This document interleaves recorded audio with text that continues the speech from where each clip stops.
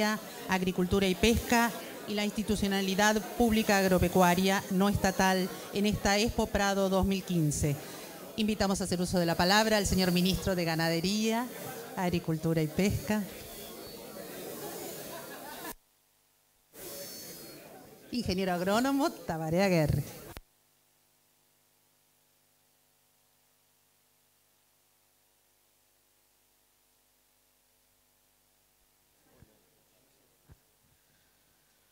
Bueno, buenas tardes, bienvenidos en primer lugar.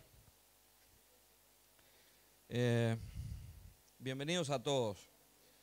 No voy a tratar de nombrarlos y darles la bienvenida personalmente porque me voy a olvidar de alguien o de alguna institución. Para nosotros es como todos los años, la inauguración del stand del Ministerio, pero que en definitiva es del resto de la institucionalidad agropecuaria, pública y privada. Es una oportunidad para reiterar algunos mensajes, para reiterar algunos conceptos, pero también para realizar algunas reflexiones y para comunicar algunas noticias. La línea del tiempo, que es lo que imaginaron los creativos que tenemos en el Ministerio, que además de atender la prensa, hacer la página web, organizar la conferencia de prensa de los miércoles y atender todos los penales que se le puedan ocurrir, nos ayudan a tratar de transformar en algo fácil de entender, de alguna forma, la ideología y la filosofía con la que el equipo humano que lleva adelante la política pública agropecuaria se planta en la cancha. Este no es cualquier año. Mañana se cumplen 200 años del reglamento de tierras de Artigas. Tal vez la primera expresión organizada de la tierra y su relación con la gente de la América colonial. Ese hecho histórico que está concitando durante todo este año una cantidad de reflexiones merece, en primer lugar, que quienes interpretamos la historia no cometamos el más frecuente error que cometen quienes interpretan la historia, que es el del anacronismo, que significa interpretar lo que pasó hace 200 años con la realidad o con los ojos de hoy o con la realidad de hoy. Lo que me interesa destacar del reglamento de tierras de 1815 es, en definitiva, el espíritu. Hace un tiempo en una conferencia decía por qué eran dos suertes de estancia. Porque dos suertes de estancia son aproximadamente 5.000 hectáreas. Pero ¿qué significaban dos suertes de estancia en 1815?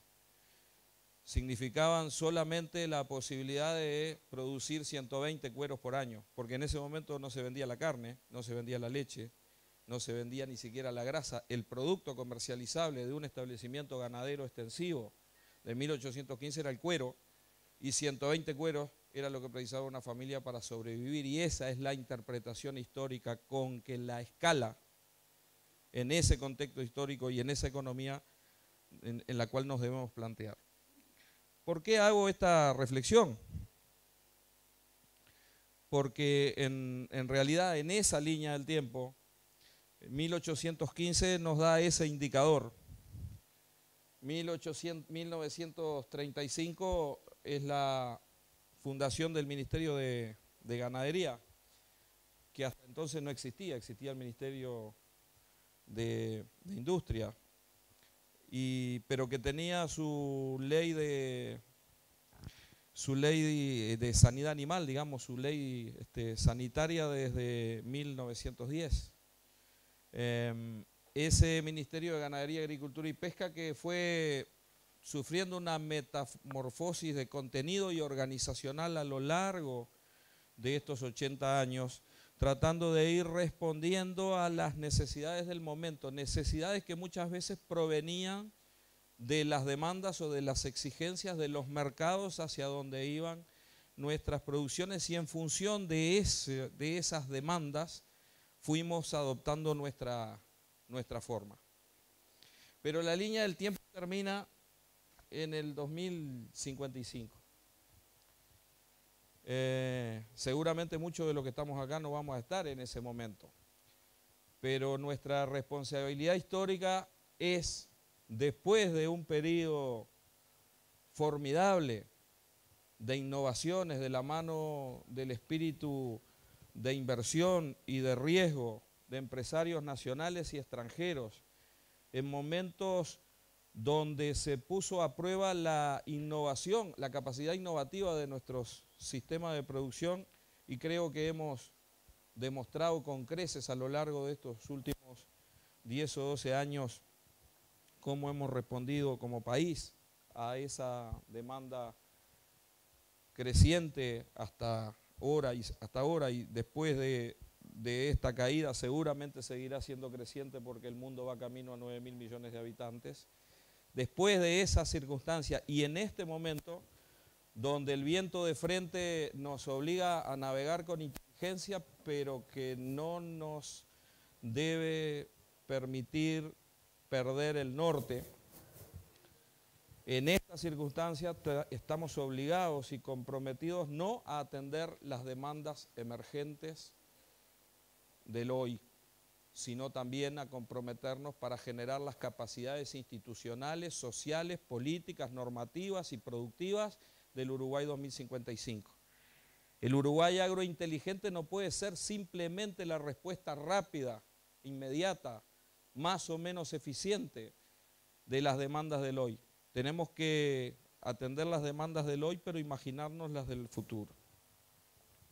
Y yo creo que esa es la verdadera y profunda interpretación de la historia que a nuestro prócer le hubiera gustado tener en la sociedad de sus descendientes. Aquellos que se arriesgan a pensar y a imaginar un escenario diferente, desde el punto de vista productivo, desde el punto de vista ambiental, desde el punto de vista de la inserción internacional. ¿Para qué? Para mejorar la oportunidad y el nivel de vida de nuestros conciudadanos. En ese sentido, en estos días yo decía, ley de presupuesto mediante el Ministerio de Ganadería, Agricultura y Pesca crea una unidad ejecutora para tratar de reorganizar sus capacidades y articular con el resto de la institucionalidad, muchos de ellos presentes hoy acá, para prepararnos para atender las demandas del futuro.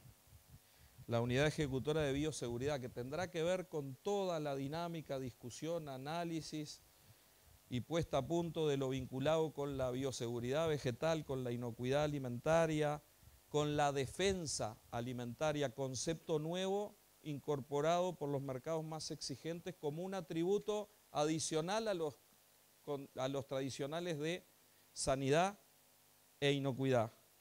Hablamos de defensa alimentaria, es decir, cómo deberemos prepararnos para dar certezas y garantías de que a través de los alimentos no podemos generar un problema de seguridad a cualquier otro país. Y ese desafío es el que tiene que hacer un país que se propone producir alimentos para 50 millones de habitantes, pero para producir alimentos con calidad, con certificación, con diferenciación, con valor agregado ambiental, a los efectos de transformar ese alimento en algo diferenciado y por lo tanto más valioso, para de esa manera generarle mejor oportunidades a los distintos integrantes de nuestra sociedad que pueden participar directa o indirectamente en ese proceso de producción.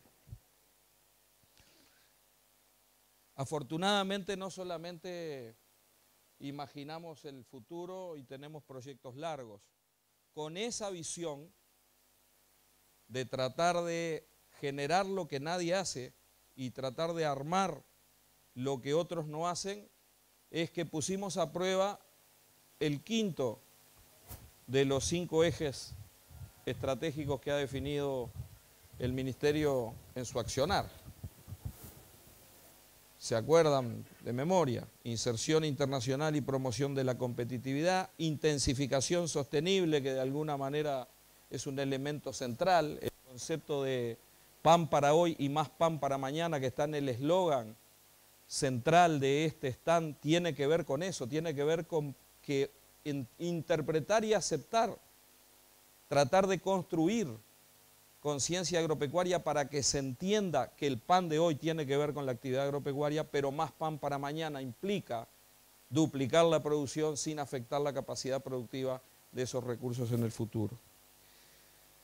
Una posición responsable vinculada al cambio climático, tanto en la capacidad adaptativa de nuestros sistemas y de nuestra sociedad, como en el compromiso que como país tenemos que asumir frente al mundo, diciendo somos capaces de producir más, emitiendo menos gases de efecto invernadero por unidad de producto, y utilizar eso como un elemento de diferenciación, porque seguramente en el futuro será o una barrera paraarancelaria o una oportunidad de diferenciación. Desarrollo rural, que tiene que ver con algunas de esas cosas de acceso, tenencia y oportunidad que eran vigentes cuando el reglamento de tierras y que siguen siendo vigentes hoy, pero que no son solo reparto de tierras, sino que implican incorporación de tecnología, organización de los productores, inserción competitiva en las cadenas de valor, y desde esa forma construir el desarrollo no solamente con un pedazo de tierra, sino con una oportunidad sobre ese pedazo de tierra se puede incorporar desarrollo y de esa forma más valor. Y la quinta, decía, es articulación institucional. Yo quiero terminar, para no ser demasiado largo, con que la proyección al 2055 en realidad es imaginar cuál va a ser la demanda. El Uruguay ha tenido que sortear numerosos inconvenientes para tratar de acceder y consolidarse en los mercados. Uruguay es un país de hoy de menos de 8 millones de ovinos. Los ovinos fueron históricamente una actividad muy importante y un rubro en generación de empleo y en exportaciones muy importante. Por distintas razones, de competencia por los recursos, problemas productivos, predadores, abigeato, la cantidad de factores que ustedes quieran, la actividad del ovino se ha disminuido. Estamos convencidos que la escala no es solamente tierra, sino que es incorporación de intensificación y transformación cada vez en menor superficie. Estamos convencidos de que cuando hablamos de agricultores familiares tenemos que acordarnos que el 70% de los agricultores familiares de este país son ganaderos familiares, y dentro de ellos, ganaderos familiares de pequeña y mediana escala, muchos están en suelos donde no tienen opciones agrícolas o opciones lecheras, y donde el ovino es una alternativa fundamental. Ese rubro está llamado a ser el faisán de las carnes rojas. Es el producto cada vez más escaso y es un producto que nos genera la oportunidad de agregar valor. Trabajamos intensamente para lograr el ingreso a algunos mercados aftóxicos con la carne ovina sin hueso. Accedimos al mercado de Estados Unidos, hemos accedido anteriormente al mercado europeo. Hace unos años desafiamos la imaginación con la iniciativa de alguna gente vinculada a la Asociación Rural, institución que organiza esta formidable exposición del Prado, de que conjuntamente con nuestro servicio ganadero, de que existía en un rinconcito, en la letra chica del código de la OIE, una posibilidad de hacer algo que nadie había hecho en el mundo. Desarrollar un compartimento sanitario, que en realidad no es otra cosa que un compartimento con bioseguridad diferencial. Y cuando digo que desafiamos el quinto componente, que es el de la articulación institucional, lo desafiamos. en un campo del sur, con financiamiento del INAC, con la participación y certificación del Ministerio y con el apoyo de Línea, en definitiva, logramos instalar ese compartimento. Déjenme compartir con ustedes que en el día de ayer, a esta hora, recibimos la notificación oficial del Departamento de Agricultura de Estados Unidos que la norma que el procedimiento técnico que va a habilitar la norma para el acceso de carne ovina con hueso a Estados Unidos fue íntegramente aceptado y lo que resta es simplemente la publicación de esa norma. Eso es el ejemplo de imaginar cosas diferentes para tratar de resolver los problemas que tenemos. Y eso es un ejemplo de bioseguridad. Es decir, es demostrar que somos capaces de hacer algo mediante certificación, aislamiento, análisis y articulación institucional, producir algo que da las garantías que un modelo convencional puede no dar. Creo que eso es una formidable noticia para miles de productores uruguayos, sean estos grandes, pequeños o medianos. Creo que es una formidable noticia desde el punto de vista del desarrollo rural en algunas zonas donde las oportunidades no son muchas, porque los suelos no tienen la plasticidad, porque son vulnerables a la restricción de agua, porque son suelos superficiales, porque tienen dificultades en cuanto a la distancia, la comunicación o la locomoción. En esas alternativas creemos que, o en esos lugares creemos que generar estas nuevas alternativas es el camino a desarrollar.